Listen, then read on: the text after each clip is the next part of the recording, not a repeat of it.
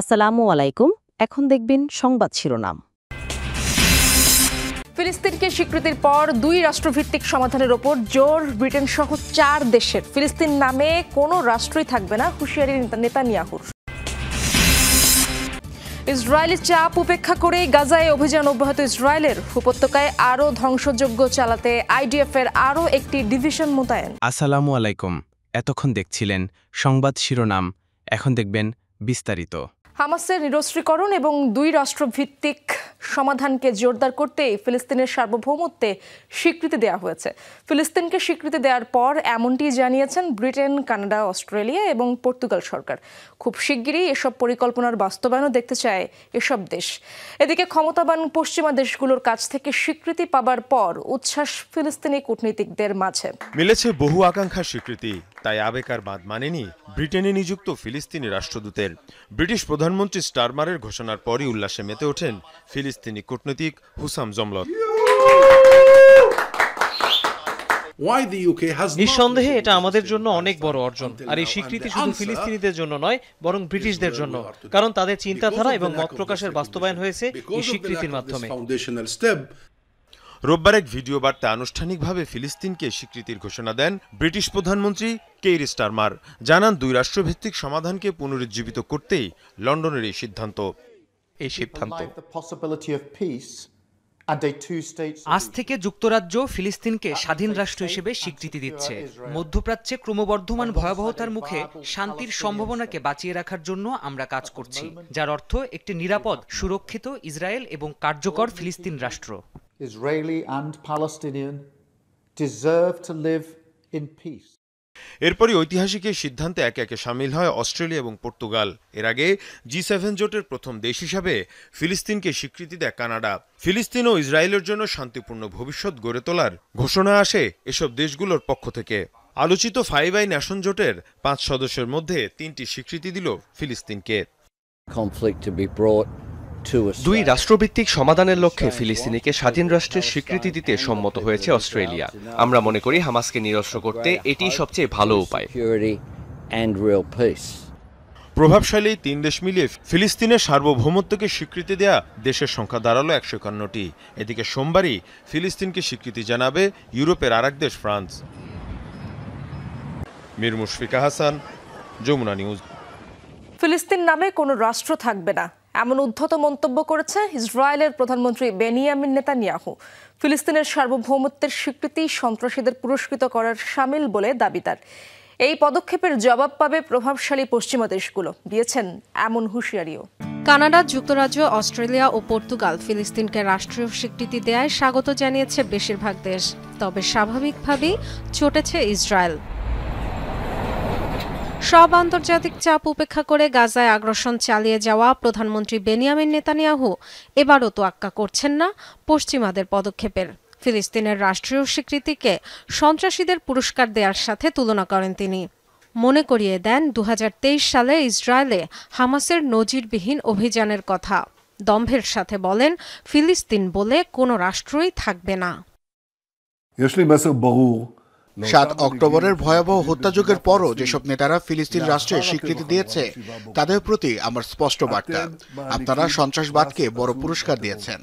আপনাদের প্রতি আরও একটি বার্তা আছে আমার, জর্ডান নদীর পশ্চিমে ফিলিস্তিন রাষ্ট্র গঠন হবে না। অভ্যন্তরীণ ও আন্তর্জাতিক চাপ সত্ত্বেও বারবার স্বাধীন ফিলিস্তিন রাষ্ট্র গঠন প্রক্রিয়াকে ঠেকিয়েছেন এমন মন্তব্য করেন নেতানিয়াহু। যুক্তরাষ্ট্র থেকে ফিরেই পশ্চিমাদের পদক্ষেপের প্রতিক্রিয়া জানাবেন বলে হুমকিও দেন। বছরের পর বছর অভ্যন্তরীণ ও আন্তর্জাতিক বহু চাপ সত্ত্বেও সন্ত্রাসী রাষ্ট্র প্রতিষ্ঠা ঠেকিয়েছি। কূটনৈতিক বিচক্ষণতার সাথে লক্ষ্যে অবিচল থেকেছি। জুদেয়া ও সামারিয়ায় ইহুদি বসতি দ্বিগুণ করেছি এবং এই পথে আমাদের যাত্রা অব্যাহত থাকবে। আমাদের ভূমির কেন্দ্রস্থলে সন্ত্রাসী রাষ্ট্র চাপিয়ে দিতে যে পদক্ষেপ তারা নিয়েছে তার প্রতিক্রিয়া যুক্তরাষ্ট্র থেকে ফিরে জানাবো, অপেক্ষা করুন। সম্প্রতি জাতিসংঘের বিস্তারিত তদন্ত প্রতিবেদনেও তুলে ধরা হয় গাজায় গণহত্যার প্রমাণ। ইসরায়েলকে চাপ প্রয়োগে আন্তর্জাতিক নানা তৎপরতার কোনো প্রভাব নেই গাজায়, বরং আরও তীব্র হয়েছে আগ্রাসন। হত্যা আর ধ্বংসযজ্ঞের পরিধি বেড়েছে আরও। গাজা সিটি দখলের অভিযানে মোতায়েন করা হয়েছে সেনাবাহিনীর নতুন বহর। গাজায় ইসরায়েলের সামরিক অভিযান গিডিয়নস চ্যারিয়টের নতুন পর্ব। গাজা সিটি দখলের মিশনে সেনাবাহিনীর আরও একটি ডিভিশন মোতায়েন করেছে আইডিএফ। বেড়েছে হামলার পরিধি। তেল আবিবের দাবি, 2 সপ্তাহের প্রস্তুতির পর গাজা সিটিতে স্থল অভিযানের লক্ষ্যে পাঠানো হয়েছে সেনাদের নতুন এই বহর। নির্বিচার বোমাবর্ষণ তো চলছেই, শহরের আরও ভেতরে প্রবেশ করেছে পদাতিক বাহিনী। গুড়িয়ে দেয়া হচ্ছে একের পর এক বহুতল ভবন। রোববারও 31 ফিলিস্তিনির মৃত্যু হয়েছে সেখানে। বাসিন্দাদের সরে যাওয়ার নির্দেশনা দেয়া হলেও নিরাপদে যাওয়ার কোনো পথ নেই। বাক্সপেটরা নিয়ে অনিশ্চিতের পথে যাত্রা লাখো মানুষের। গাড়ি ভাড়া করার মতো সামর্থ্য আমাদের নেই। একজন দিয়েছেন এটা, কিন্তু বোমা হামলায় রাস্তাঘাটের এমন দশা যে গাড়ি নষ্ট হয়ে গেছে পথে। 4 দিন ধরে এখানে আটকে আছি।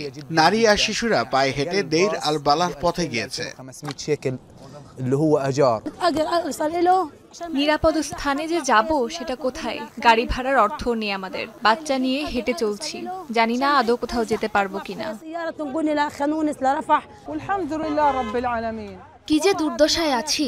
রাস্তায় পড়ে থাকা এই বাচ্চাগুলোর দিকে তাকান। এই ভোগান্তি কি ওদের প্রতি অবিচার নয়? তেল আবিবের দাবি, তাদের নির্দেশনা মেনে 5.5 লাখ ফিলিস্তিনি গাজা সিটি ছেড়েছে। একযোগে 4 দেশের ফিলিস্তিনকে স্বীকৃতি দেওয়ার পরও বিক্ষোভ অব্যাহত রয়েছে বিশ্বের বিভিন্ন দেশে। গাজায় ইসরায়েলি আগ্রাসন বন্ধের পাশাপাশি আন্তর্জাতিক আদালতে তেল আবিবের বিচারের দাবিতে চলছে এই আন্দোলন। চলতি সপ্তাহের শুরু থেকেই ইতালি, গ্রিস, ভারত সহ বিভিন্ন দেশে জোরালো হয় বিক্ষোভ। ইতালির জেনোয়া বন্দরে চলছে ধর্মঘট আর বিক্ষোভ। স্থবির জনজীবন। ফিলিস্তিনের পতাকা হাতে রাস্তায় শ্রমিক, শিক্ষার্থী আর সাধারণ মানুষ। এসব কিছুর পেছনে দাবি একটাই, গাজায় বন্ধ করতে হবে আগ্রাসন। চলতি সপ্তাহের শুরু থেকেই বিশ্বের বিভিন্ন দেশে জোরালো হয়েছে গাজায় ইসরায়েলি আগ্রাসনের বিরুদ্ধে বিক্ষোভ, প্রতিবাদ। শনিবার গ্রিসের রাজধানী এথেন্সেও ফিলিস্তিনের পক্ষে রাস্তায় নামে শত শত মানুষ। পার্লামেন্ট ভবনের সামনে জড়ো হয়ে প্রতিবাদ জানায় ইসরায়েলি আগ্রাসনের। গ্রিস সরকার যেন অবিলম্বে খুনি রাষ্ট্র ইসরায়েলের সঙ্গে সব সম্পর্ক ছিন্ন করে গণহত্যায় জড়িতদের সঙ্গে সব ধরনের সহযোগিতা বন্ধ করতে হবে। আমাদের সমবয়সী শিক্ষার্থীরা প্রাণ হারাচ্ছে ফিলিস্তিনে। স্কুলে বোমা হামলা হচ্ছে, তারা নিহত হচ্ছে। এর আগে বিক্ষোভ শুরু হয় ভারতের বিভিন্ন স্থানেও। গাজায় ইসরায়েলি আগ্রাসনের জন্য যুক্তরাষ্ট্র সহ ক্ষমতাধর দেশগুলোকেও দায়ী করা হয়। ফিলিস্তিনিদের সাথে যে অন্যায় হয়েছে তার জন্য ইসরায়েল এককভাবে দায়ী নয়, এজন্য দায়ী যুক্তরাষ্ট্র। নরেন্দ্র মোদীর নিশ্চুপ অবস্থানও দায়ী। দিন যত গড়াচ্ছে, গাজায় আগ্রাসন বন্ধে ততই চাপ বাড়ছে তেল আবিব ও ওয়াশিংটনের উপর। ফিলিস্তিনকে স্বাধীন রাষ্ট্রের স্বীকৃতি দিতে নিজ সরকারের প্রতিও দাবি জানাচ্ছেন বিশ্বের বিভিন্ন দেশের সাধারণ মানুষ।